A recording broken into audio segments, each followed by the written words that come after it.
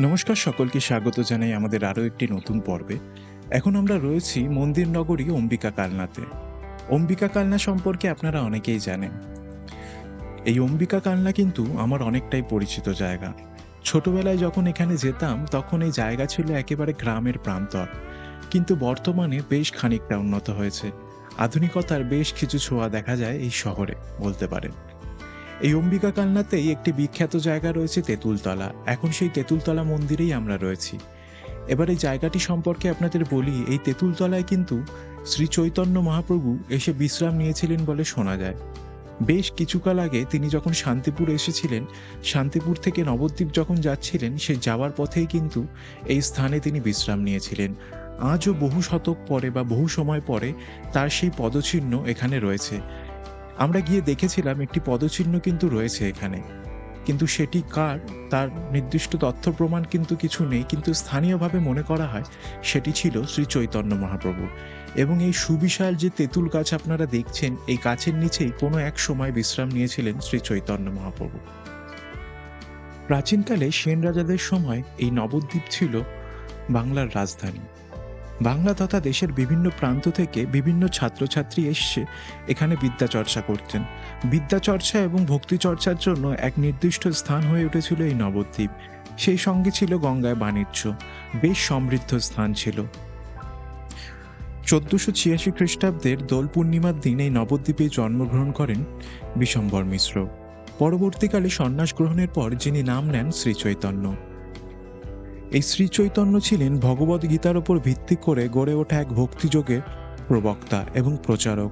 সারা ভারতবর্ষে জুড়ে তিনি প্রচার করে বেরিয়েছেন শ্রীকৃষ্ণের বাণী এবং শ্রীকৃষ্ণ কীর্তন। আপনারা সকলেই জানেন, বহুকাল আগে ভারতবর্ষে জাতিভেদ প্রথা ব্যাপকভাবে প্রচলিত ছিল।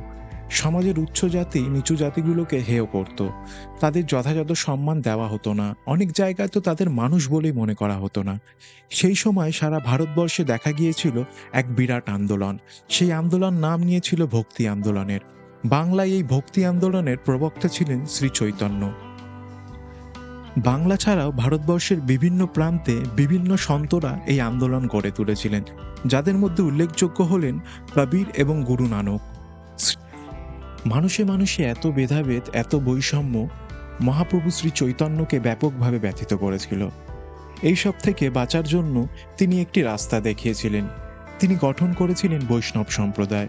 বৈষ্ণব সম্প্রদায় হলো হিন্দু ধর্মের একটি সম্প্রদায়, যারা মূলত কৃষ্ণ নাম প্রচার করেন, ভাগবত-গীতা প্রচার করেন এবং কৃষ্ণ সংকীর্তন করে বেড়ান।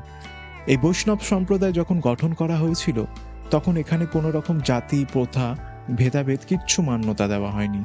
সমাজের সকল স্তর থেকে মানুষজন এসে যোগ দিয়েছিলেন এই বৈষ্ণব সম্প্রদায়ে। শুধু মানুষজন নয়, বিভিন্ন ধর্মের মানুষ এসেছিলেন এই সম্প্রদায়ে। এখানে কিন্তু ধর্ম জাতি বিভেদ কিচ্ছু গ্রাহ্য করা হয়নি। সময়ের সাথে সাথে দেখা গেল বৈষ্ণব সম্প্রদায় আকারে আয়তনে ব্যাপক আকার ধারণ করেছে।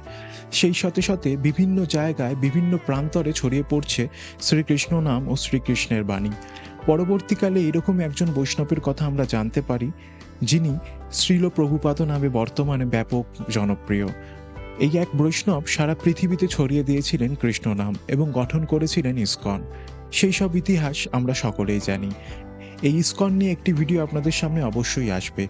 এই যে তেঁতুলতলা রয়েছে, এই তেঁতুলতলায় চারদিকে যে দেওয়ালটা রয়েছে, এই দেওয়ালে কিন্তু শ্রী চৈতন্যের বাল্যকাল থেকে সন্ন্যাস গ্রহণ এবং বিভিন্ন গুরুত্বপূর্ণ ঘটনা চিত্রের আকারে তুলে ধরা হয়েছে। আপনারা চাইলে সেগুলোও দেখতে পারেন। আর এখন যে মন্দিরটার সামনে আমরা রয়েছি, আপনারা মন্দিরটা একটু দেখুন। ঠিক তেঁতুল গাছের নিচেই কিন্তু মন্দিরটা অবস্থিত। এই মন্দিরটি যে জায়গাটিতে রয়েছে, সেখানেই শ্রী চৈতন্য মহাপ্রভু বিশ্রাম নিয়েছিলেন বলে মনে করা হয়।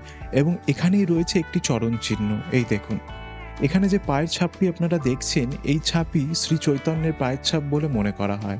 এটি বিশাল আকার একটি পাথরের ওপর নিয়ে রাখা হয়েছে।